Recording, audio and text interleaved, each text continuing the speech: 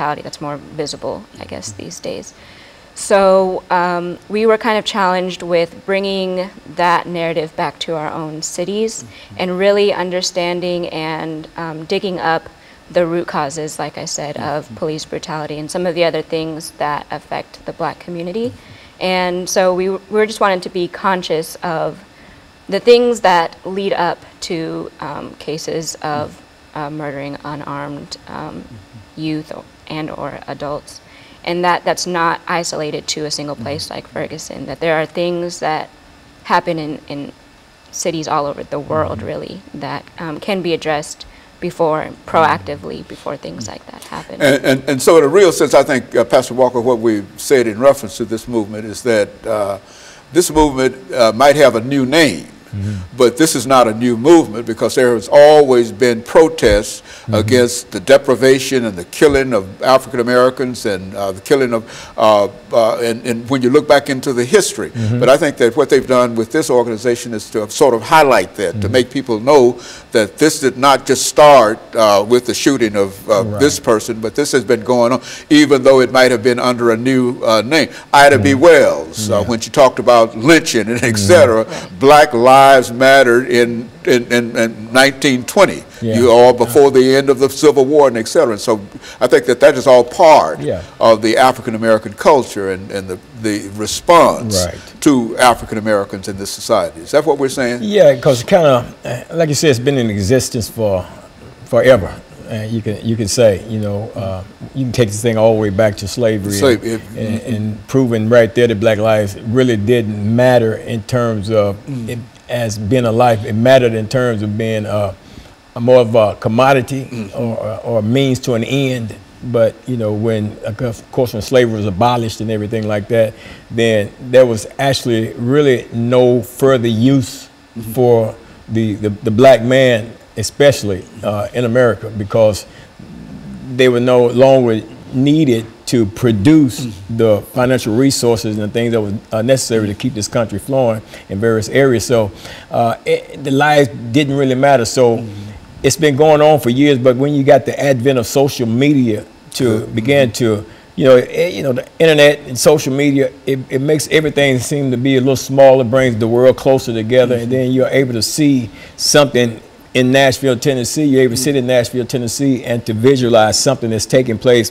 in Chicago and Miami and other places and all around the world as far as that goes. But, you know, so you come up now, it's like, okay, all of these things are happening, especially to the African-American male, and it's happening to such a degree as like their lives has no meaning. It doesn't matter.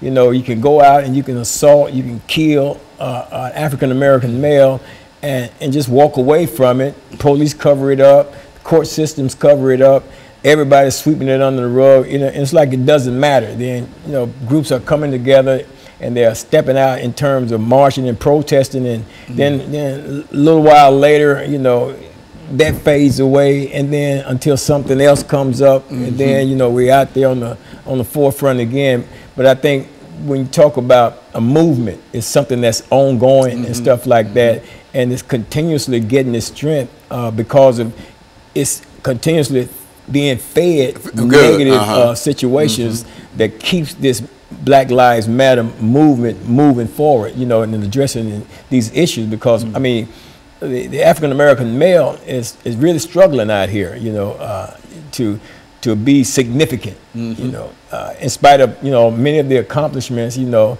that we've made as a people. You know, it's still yet situations that go on. There's a system that is by systemic design to keep the African American male in a place where he don't rise to an area or a level where he actually begins to understand and know who he is, and then begin to function in who he is. You know, our history has been hid from us, and when we talk about that, Dr. Haney, you know, you've been a historian yourself, you know the miseducation, not only of the Black male, but the miseducation of the white male, the white female, in regards to the Black male, you know, because if it's hidden from one, it's hidden from all, you know, and therefore people are living lives and without a knowledge of self. And then when people don't have a knowledge of self and other people don't have a true knowledge of who we are, then it's easier for our lives not to matter. And so we're talking about how the sanctity of life among African American males in a real sense, because I think when you look back into history, as you've already indicated, you see that the lynchings, the burnings, and all of those things that were happening in reference to it, they might not be as pronounced now, but in a real sense, they still do occur, you see. And I think that Ms. Gilliard and others who are involved in this Black Lives Matter movement are serving a real purpose in terms of keeping many of these things in front of us and making us aware that this didn't start just today, but it started a long time ago, but it's still going on today. Absolutely. And so I think that, and so what we'll do, we'll take this second commercial break, and then we'll come back and we'll end the show. We'll be back with our audience following this very, very short commercial break.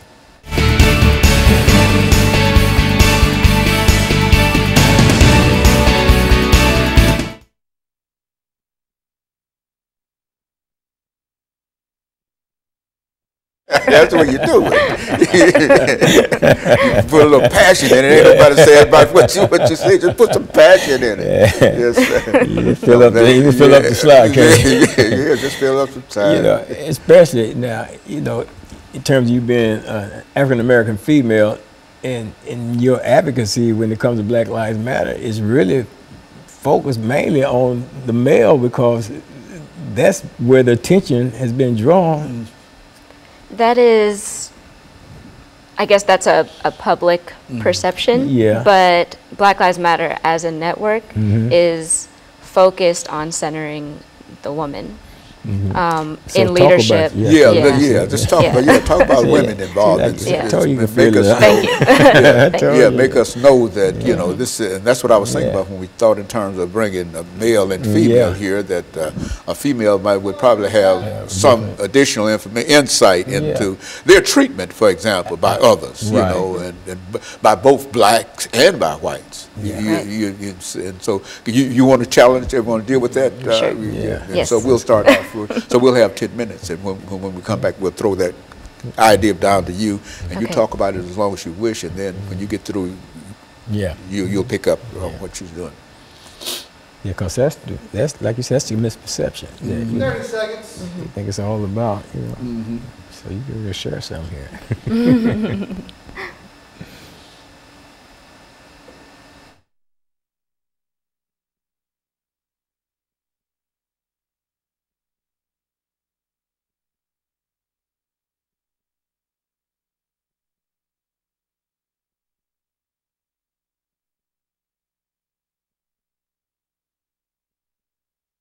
Thank you, and welcome back to the second segment of the show for today.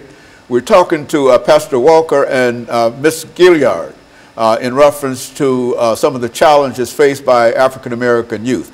And Ms. Gilliard, let's look at some of your experiences, and I think that you've already mentioned the fact that you are a well-educated young lady, and you've got a lot of information outside of this idea dealing with Black Lives Matter. Right. But let's carry you back to some of the earlier females, Ida Wells Barnett, perhaps some of the people who played females who played significant roles in American history, to indicate that women have always played a significant role in terms of dealing with these issues, and now you are continuing that. Let's do it from that perspective. Talk about it from that perspective, some of what women are doing in reference to this movement. Right. So I think that there is a public misconception that the Black Lives Matter movement, or the modern civil rights movement, is centered mainly on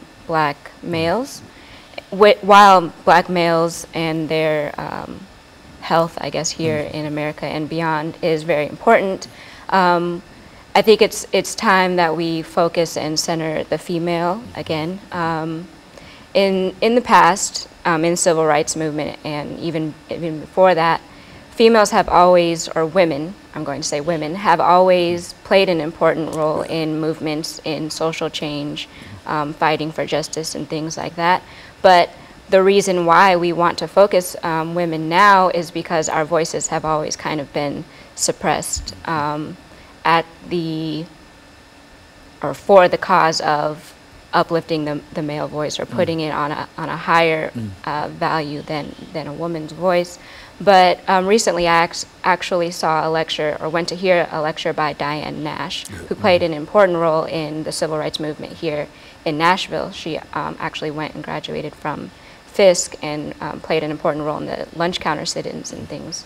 And she was telling us that she walked side by side. She knew MLK, but there were a lot of women and even other black males who played important pivotal roles in the civil rights movement and enacting some of the change, like the voters' rights and things like that. But for the sake of having one voice, one face, I guess, their voices were quieted a little bit. So I think that it's important to know that, yes, black males are being killed, but black women are being killed and targeted as well as transgender, LGBT, black youth and adolescents are being targeted as well. So I think that that's something that people need to be more aware of, is that black lives are being targeted in many ways than just one. And not only African American youth, but in almost every aspect, and not only because of gun violence and et cetera, but there are also other kinds of policies that help to undermine the health and the welfare of the, and I think you could say something, Pastor, about the prison system in terms of how the system has become overcrowded and in many instances unfair, according to some people in reference to that. And so that's... You know, Dr. Haney, I too had that misconception concerning the Black Lives Matter movement, you know, as a movement that really, you know, just looked and focused on the killings of African American males out here. And I guess it's easy to get that misconception, to pick that up, because a lot of times it's the murdering of a black male by a police officer. A lot of times triggers, you know, the movement into action in a situation like that. So with that being done, then you have a tendency to overlook, you know, other things that the Black Lives Matter movement is dealing with, you know, in terms of the women, the involvement of the women, because, you know, as you were saying, you know, and I was thinking as you was talking, so when the male is under attack, then he's so busy having to fight against his attacker that he's leaving the female unprotected and uncovered, and then if he's murdered, then he's taken away from, you know, a position, and it's hurting the female, the woman, and it's hurting also the children. And that even goes beyond police brutality or murdering, like you mentioned the prison system, or not being able to have access to health care or education. There's many ways that black lives are that you can kill a person in many ways outside without using a firearm, and I think that's basically. And that's, you know, that's another thing. I'm so glad you mentioned that, because again, we focus on that and we think that that's it. But when it comes to our health and when it comes to another thing, when it comes to the children, African American males, not males, it's just African American children, period, being diagnosed as ADHD. And the parents are being paid for that. And it's almost like selling the children into the school to prison pipeline, because you take a child to school, the teacher can't deal with the child, and a lot of time it may have something to do with the child's home environment. You know, a child might not even be getting enough sleep at home, may not be eating well at home, and all kind of things could factor into that. But the only thing is looked at is the child's behavior in school. So they send the child, tell the parent, take the child to the doctor evaluate the child.